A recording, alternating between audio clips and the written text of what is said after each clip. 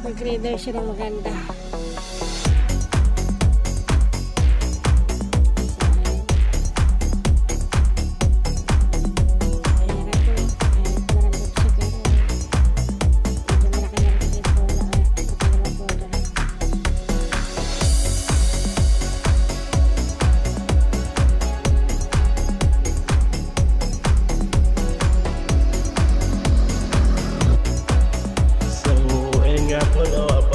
Pagkatapos natin patuloy ito, papalitan na naman natin na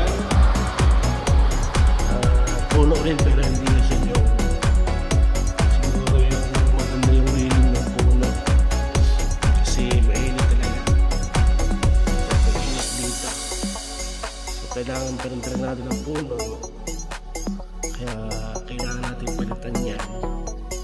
Pag tag-ulan, magtatanim tayo ng